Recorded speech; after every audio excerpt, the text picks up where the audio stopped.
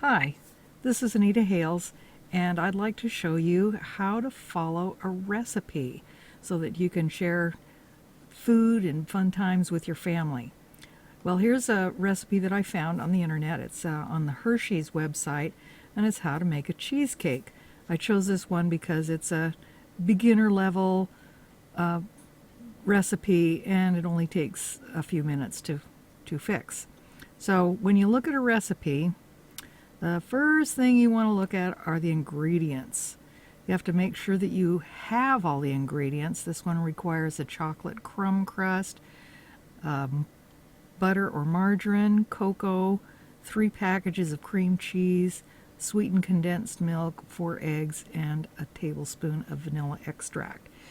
And just make sure that you have all of those things together. Get them out, set them on the counter, and have them right there handy so that you can add them into the recipe as you go.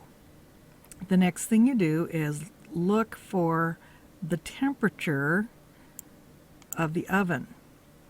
This one says heat oven to 300 degrees Fahrenheit. Do that first so that your oven will be ready when you're ready to cook your thing. And this one says prepare chocolate crumb crust. And down here at the bottom, right here, it shows how to fix the chocolate crumb crust right there. And so you would do this first and have that ready. And as you go, the best recipes will tell you exactly what to do, like place the butter in a microwave-safe bowl, microwave on high, and stir until melted, stir in cocoa until set aside. And as you cook more things, you'll find out that sometimes there are some shortcuts you can take, and you may not have to do everything in the recipe, but that's for later when you get used to cooking and have done a few things. And a lot of times they'll require separate bowls for all this stuff too. And as you're doing your recipe, when you're done with one of the bowls or spoons, wash it right away and stick it in the drainer. It only takes a few seconds, and then you don't have a big mess when you're all done. So then you beat the cream cheese in a large bowl. And when you're working with cream cheese, by the way, it's better to leave it out so that it comes to room temperature before you use it. Add cocoa to mixture, beat well, beat in sweetened condensed milk until smooth.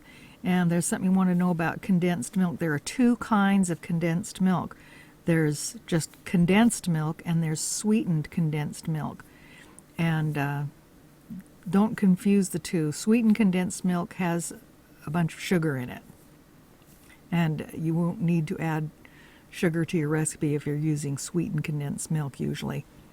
The other kind of condensed milk doesn't have added sugar, so make sure that you're using the right kind of condensed milk. Then you add eggs, vanilla, beat well, pour batter into a prepared pan. And your prepared pan is the one with the chocolate crumb crust on it. Then you bake for 1 hour and 5 minutes until set. Center will be soft. So use a timer on your stove, and if you don't have one on your stove, use one on your cell phone or just set some kind of alarm so that you check on your preparation as you go. Remove from oven to a wire rack, and a wire rack is just a little thing with wire on it that keeps it off the counter so that it allows it to cool. And we'll also make it so you don't burn your countertop when you set something hot on it. Make sure that you have something underneath a hot pan when you take it out of the oven. If you set things directly on a countertop, especially some of the synthetic countertops, it can actually burn them and ruin them. So make sure you have a pot holder or a trivet or something to set your hot pan on, and don't put it directly on your countertop. You could also set it on an unused burner on your stove. and then you cool completely, remove side of pan. They have a special pan for cheesecake that has a spring-loaded sides, and you latch it down when you're cooking it, and you unlatch it, and you can pull the sides off, and then it's just sitting on a flat thing. But you don't have to use that kind of a pan. You can just use a regular pan for your cheesecake, and then you eat it. Serve it to your guests and eat it, and that's when the fun comes.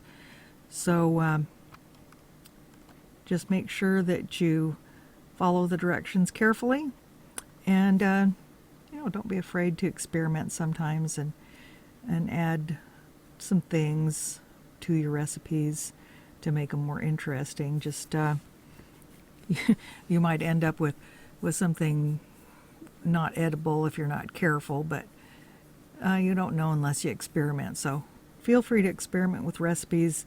They're usually not written in stone, and if you don't want something that's sweet, don't add as much sugar. You can change your recipes around a little bit. So I hope this is helpful to you, and have fun in the kitchen, and get out there and cook something.